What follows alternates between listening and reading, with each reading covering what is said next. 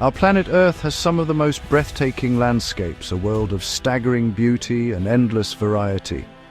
From the highest peaks to the deepest oceans, its wonders never cease to astonish us. We are, by our very nature, explorers, driven by an insatiable curiosity to witness these marvels firsthand, to feel the spray of a distant waterfall or the warmth of an alien sun on our skin. This innate desire pushes us to the very edges of the map, seeking out the new and the extraordinary. But this world, so generous in its beauty, also holds places of profound danger. There are corners of our planet where the forces of nature are so extreme, so unforgiving, that they defy human presence. These are not destinations for the intrepid traveler. They are realms where survival is measured in minutes, not days. They serve as a stark and powerful reminder of nature's untamable power, a power that commands respect and, in some cases, a very wide berth. Today we journey to these forbidden frontiers, not in person, but through the safety of our screens. We will explore the desolate, the toxic, and the utterly lethal. Here are the 15 most dangerous places on Earth, locations so perilous that no human should ever dare to visit. Join me as we look into the abyss and contemplate the fine line that separates breathtaking beauty from mortal peril. Off the coast of Brazil, shrouded in mist and legend, lies an island known as Ilha da Queimada Grande. To the untrained eye, it appears to be a verdant tropical paradise, lush with vegetation and untouched by human development. It is a tantalizing glimpse of a world without us. However, this idyllic facade conceals a reality of unparalleled danger, for this small patch of land is home to one of the densest populations of venomous snakes anywhere on Earth. It is, quite simply, Snake Island. The island's undisputed ruler is the golden lancehead pit viper, Bothrops insularis, a species found nowhere else. Evolution, in its infinite and sometimes terrifying creativity, has made this snake uniquely lethal. Isolated from mainland predators, its venom has become astonishingly potent, 5 times stronger than its mainland relatives. It's a neurotoxin so powerful it can melt human flesh and cause death in under an hour. The Brazilian government, recognizing the extreme danger, has made it illegal for anyone to land here without an explicit permit, which is granted almost exclusively to scientific researchers. Imagine stepping ashore, knowing that for every square meter there could be 1 or even 5 of these deadly predators lurking in the undergrowth or coiled in the canopy above. The air itself seems thick with unseen menace. The few who have ventured here speak of a constant unnerving rustle in the leaves, a perpetual sense of being watched by countless unblinking eyes. This is not a place for exploration. It is a living laboratory of evolution's deadliest creations, a place where humanity is not just an intruder, but prey. In the heart of Sumatra, Indonesia, stands Mount Sinabung, a colossal stratovolcano that for centuries lay dormant, a sleeping giant in a landscape of serene beauty. For generations, local communities farmed its fertile slopes, living in the shadow of a peak they believed to be benign. But in 2010, after 400 years of silence, the giant awoke. It began a new era of violent, unpredictable, and devastating activity, reminding all who lived nearby of the raw, untamable power simmering just beneath the Earth's crust. Since its reawakening, Sinabung has been in a near-constant state of eruption. It spews vast columns of ash miles into the atmosphere, creating an eerie, perpetual twilight for the surrounding villages. Far more dangerous, however, are the pyroclastic flows. These are superheated avalanches of gas, ash, and rock, moving at hurricane speeds and incinerating everything in their path. Entire villages have been buried, landscapes have been irrevocably scarred, and thousands have been forced to flee their ancestral homes, becoming permanent refugees. The Indonesian authorities have established a large exclusion zone around the volcano's summit, a no-go area where the risk of a sudden, deadly eruption is simply too high. Yet the allure of the volcano and the fertility of its soil creates a constant tension. For climbers and tourists, it is strictly off-limits, a beautiful but deadly spectacle best observed from a great distance. Mount Sinabung is a living, breathing testament to the fact that the ground beneath our feet is not as solid or as stable as we might like to believe. There is a stretch of the North Atlantic Ocean loosely bounded by Bermuda, Florida, and Puerto Rico that has captured the human imagination like few other places on Earth. It is not marked on any official map, yet it is known the world over as the Bermuda Triangle. For decades, it has been the subject of countless books, documentaries, and whispered tales, all centered around one chilling theme: mysterious and inexplicable disappearances. It is a place where the rules of our world seem to bend, and sometimes to break entirely. The legends are numerous and unsettling. Flight 19, a squadron of 5 US Navy torpedo bombers, vanished without a trace during a training exercise in 1945. The rescue planes sent to find them also disappeared. The USS Cyclops, a massive naval cargo ship, was lost in this region in 1918, with over 300 crew members aboard, leaving behind no wreckage, no distress call, no clue as to its fate. Ships and aircraft, large and small, have reportedly vanished in good weather, their last communications giving no hint of trouble. Naturally, such mysteries have given rise to a host of extraordinary theories. Some speak of rogue waves of immense size, or sudden violent methane gas eruptions from the seabed that could swallow a ship whole. Others venture into the realm of science fiction and the supernatural portals to other dimensions, alien abductions or unknown magnetic anomalies that scramble instruments and confound pilots.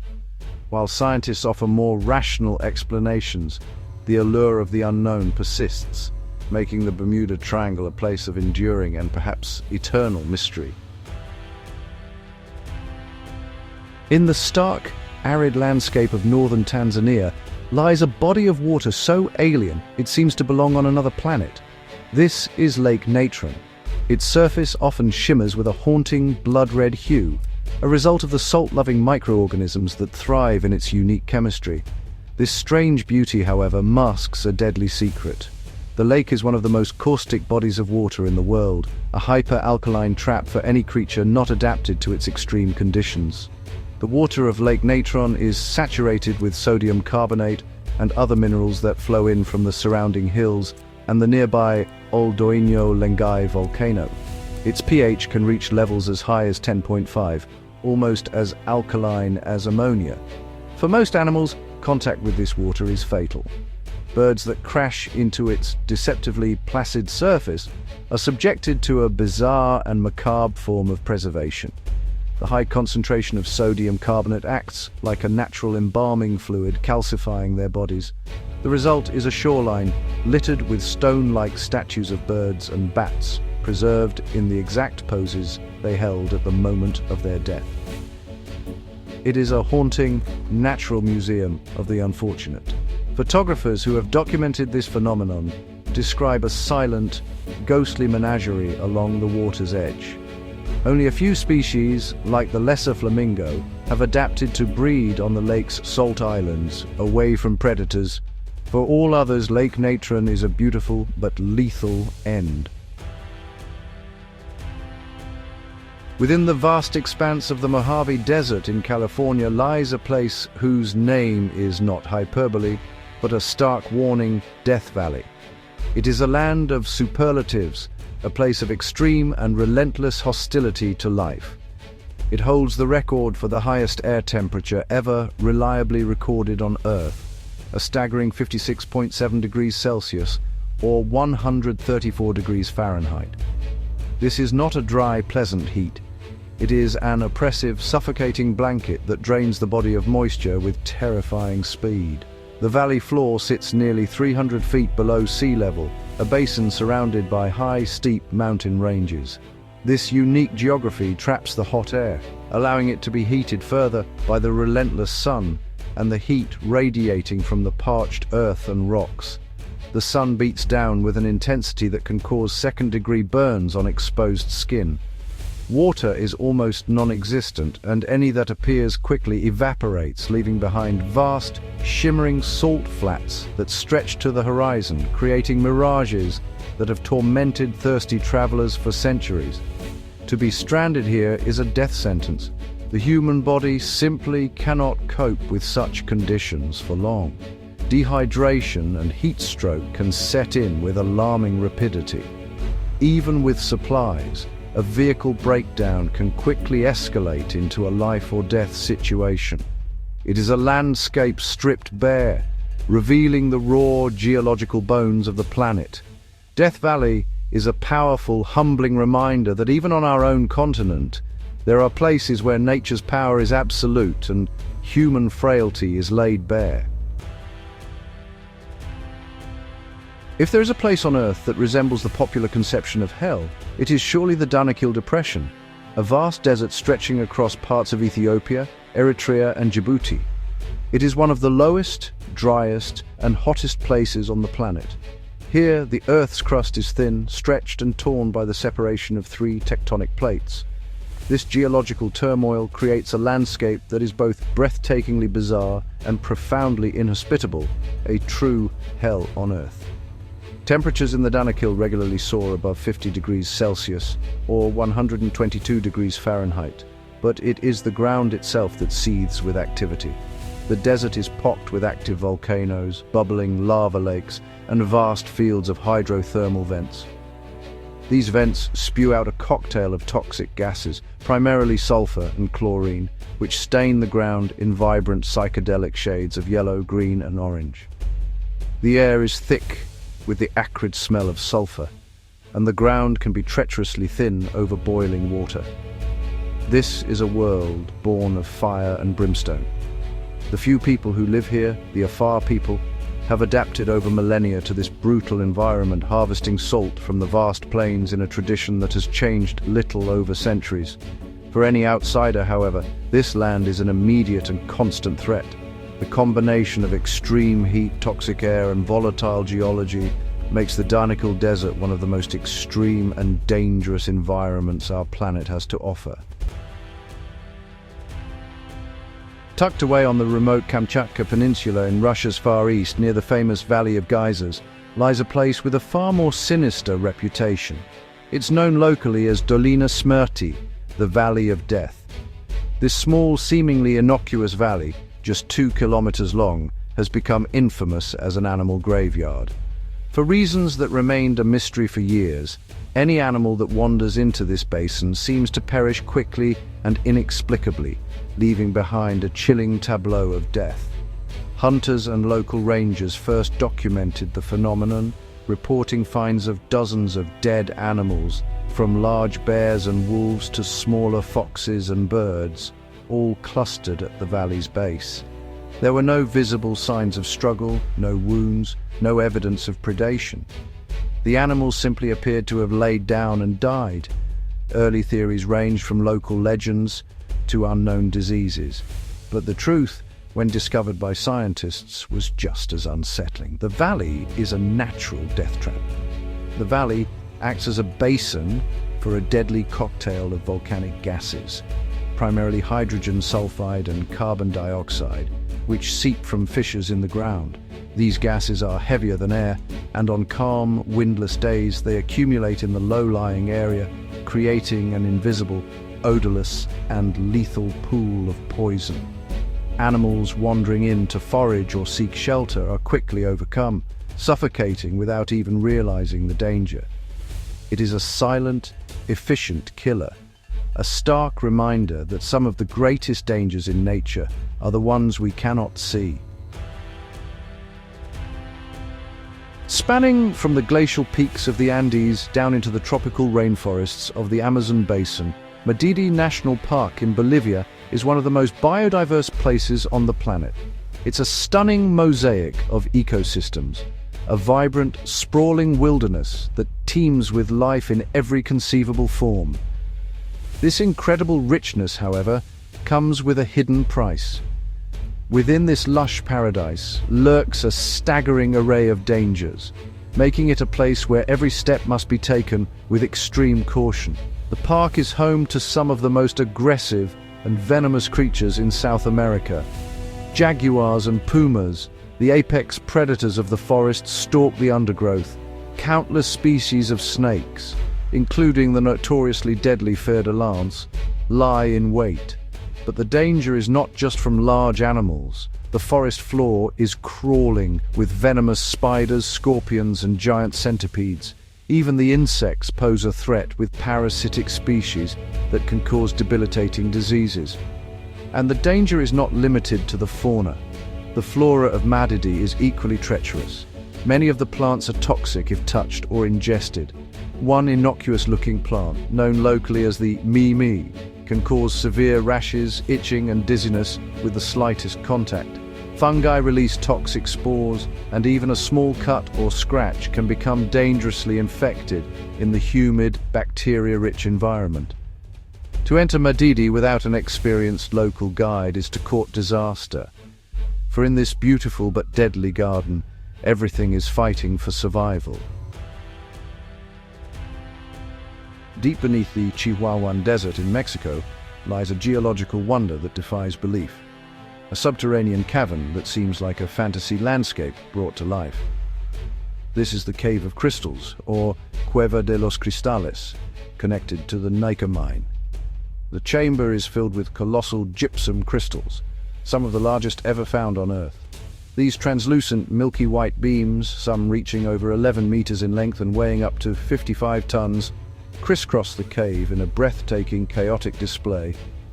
This crystalline palace, however, is as deadly as it is beautiful. The cave is situated above a magma chamber, which keeps the environment at a constant, torturous temperature of around 58 degrees Celsius, or 136 degrees Fahrenheit. But it is the humidity, hovering between 90 and 99%, that makes it truly lethal. In these conditions, the human body cannot cool itself by sweating. The air is already saturated with moisture. Breathing this superheated, humid air will cause fluid to condense inside the lungs, leading to drowning from the inside out. Explorers and scientists can only enter this incredible space for a few minutes at a time, even when equipped with specially designed cooling suits and breathing apparatus. Without this protection, a person would likely lose consciousness in under 10 minutes and perish shortly after. The Cave of Crystals is a tantalizing paradox, a place of immense otherworldly beauty that is almost entirely inaccessible to the very beings who would appreciate it most. It is a treasure chest that nature has locked with a key of unbearable heat. On the island of Java, Indonesia, the Kawah Ijen volcano presents a spectacle of haunting, otherworldly beauty. By day, its crater holds a 1-kilometer-wide turquoise lake, the largest highly acidic crater lake in the world. Its placid, colorful surface belies its true nature. It is essentially a vast cauldron of sulfuric acid, but it is at night that Ijen reveals its most famous and surreal phenomenon, the ethereal blue fire. This is not lava, but sulfuric gases escaping from cracks in the volcano at high pressure and temperature. When they ignite upon contact with air, they burn with an electric blue flame, creating rivers of blue light that flow down the mountain's flanks. It is a breathtaking sight, a natural light show of immense beauty. However, this beauty is born from extreme toxicity. The air is thick with choking sulfur dioxide gas, a poison that stings the eyes and sears the lungs. Incredibly, this deadly environment is a workplace. Local miners descend into the crater every day, with little more than a wet cloth over their mouths for protection. They chip away at the solidified sulfur, which condenses around the vents, and carry heavy baskets, often weighing up to 90 kilograms, back up the steep, treacherous path. They endure these hellish conditions for a meager wage, their lives shortened by constant exposure to the toxic fumes. Kawah Ijen is a stark and tragic intersection of natural wonder and human desperation. Mount Everest, the highest point on Earth, represents, for many, the ultimate human challenge, a symbol of conquest and endurance. Reaching its summit is a life's ambition for climbers around the world, but the upper reaches of this magnificent mountain hold a region so hostile to life that it has earned a chillingly accurate name, the Death Zone. This is the area above 8,000 meters, or 26,000 feet, where the rules of survival as we know them cease to apply. At this altitude, the air pressure is so low that the atmosphere contains only about a third of the oxygen found at sea level. For the human body, this is a catastrophic deficit. Without supplementary oxygen, consciousness is lost within minutes. Even with bottled oxygen, the body is in a constant state of deterioration. Digestion stops, judgment becomes impaired, and the risk of frostbite, hypothermia, and high-altitude cerebral or pulmonary edema becomes acute. The body is quite literally dying.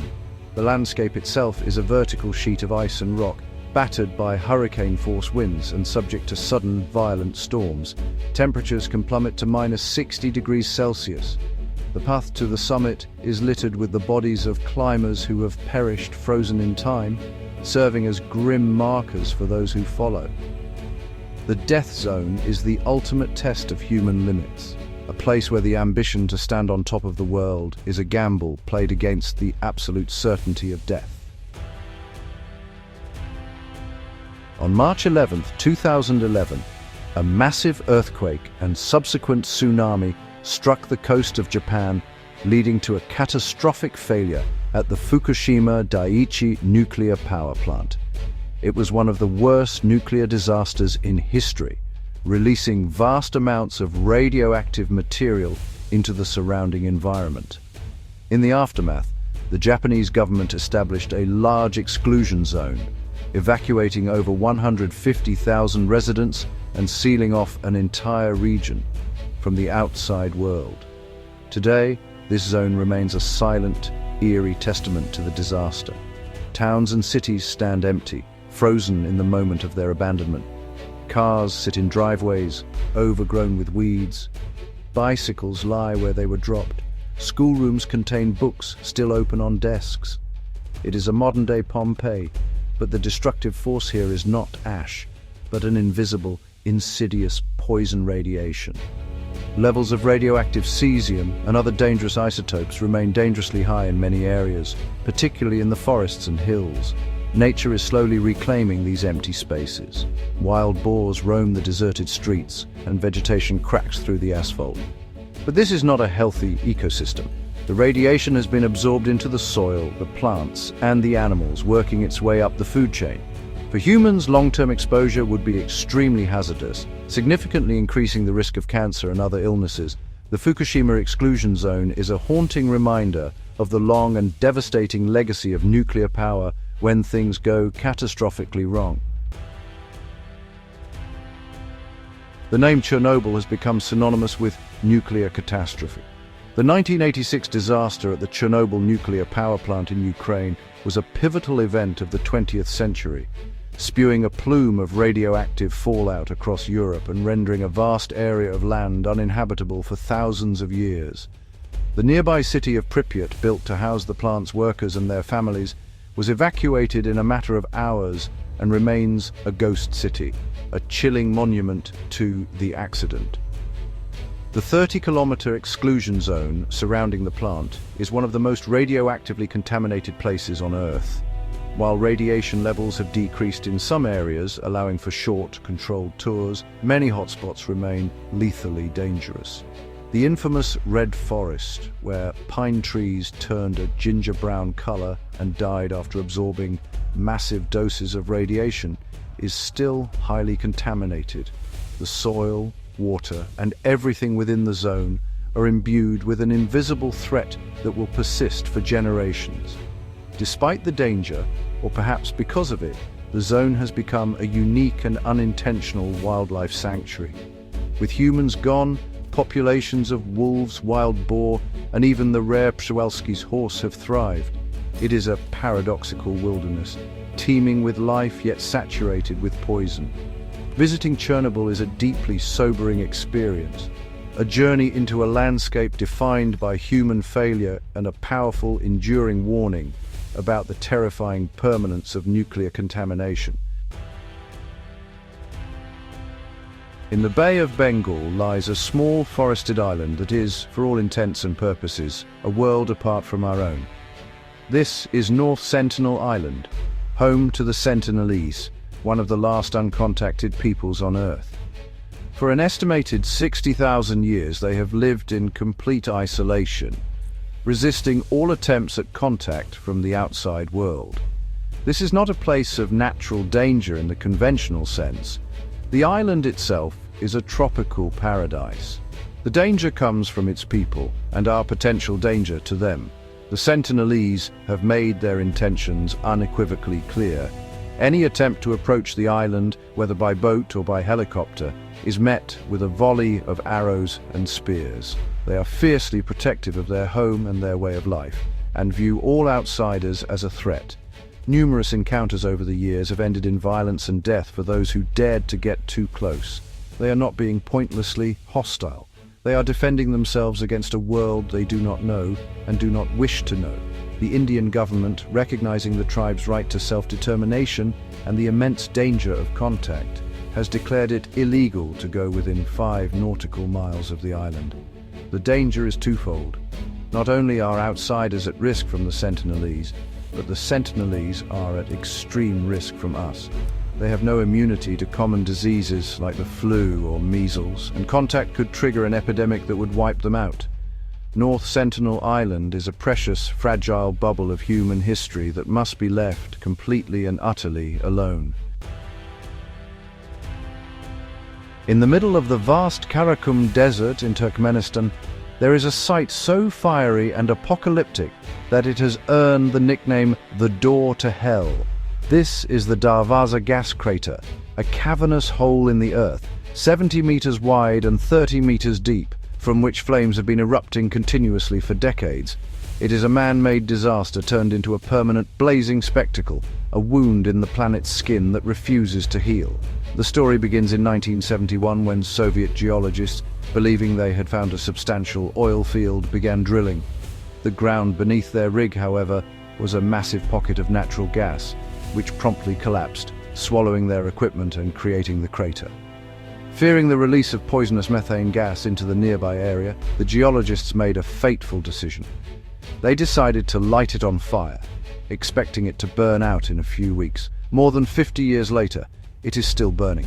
The heat radiating from the crater is immense, and the roar of the flames is constant. At night, its glow can be seen from miles away, a lone point of fire in the dark, empty desert. It is a colossal waste of natural gas and a constant source of pollution, but it has also become an unlikely and surreal tourist attraction. The Door to Hell is a powerful symbol of a miscalculation with seemingly permanent consequences, a fiery, mesmerizing, and hazardous gateway into the Earth's flammable heart. Our journey to the planet's most dangerous places comes to an end. We have witnessed landscapes of terrifying power and sublime, deadly beauty, from islands ruled by serpents to craters of eternal fire. These locations challenge our perception of the world and our place within it. They are potent reminders that for all our technology and ambition, we are still subject to the immense and unforgiving forces of nature. They teach us a valuable lesson in humility. Before you plan your next adventure, remember that some places are best admired from afar. Their existence enriches our world, adding to its mystery and its wonder, but they are not meant for our footsteps. The true spirit of exploration is not just about going, but also about knowing when not to go. It is about respecting boundaries, both for our own safety and for the preservation of these unique, fragile, and often hostile environments. There is still so much of our incredible world to see, so many wonders that do welcome us. We will continue to explore them together, seeking out the beautiful, the astonishing, and the inspiring. Thank you for joining me on this journey into the world's forbidden zones. Be sure to subscribe to Bucket List with notifications on for more amazing content as we continue to uncover the marvels of our planet. Until next time, Stay curious and stay safe.